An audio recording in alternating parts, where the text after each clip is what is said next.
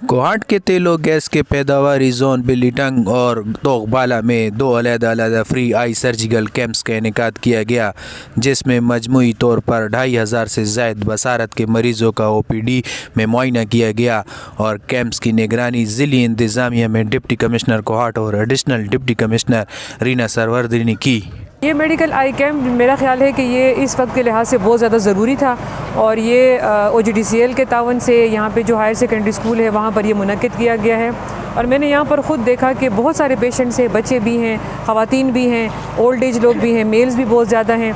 यहाँ पर इन्होंने बड़ा अच्छा सेटअप किया है, मतलब बिल्कुल एक हॉस्पिटल की तरह सेटअप है, जो कि मेरे लिए भी बहुत ज़्यादा हैरानकुन बात है। OGDCL की जानिब से रीजनल कोऑर्डिनेटर शमसुल आलम और एडमन ऑफिसर सफियान शिनवारी खिदमत और निगरानी के लिए मौजूद रहे। इस फ्री आई कैंप में इस्लामाबाद इंटरनेशनल अस्पताल के माहिर डॉक्टरों ने मरीज़ों का इलाज मुआलजा किया। रीजनल कोऑर्डिनेटर के मुताबिक इन फ्री आई कैंप्स में 200 से ज़्यादा मरीज़ों का ऑपरेशन किया गया। ज़रूरत के मुताबिक 1300 मरीज़ों को आम ऐनक जबकि 650 मरीज़ों को ख़ास ऐनक दिए गए। 400 के करीब मरीज़ों के दूसरे अमराज के लेबॉर्ट्री टेस्ट किए गए और आने वाले तमाम मरीज़ों को मुफ्त अदवियात भी फराम की गई।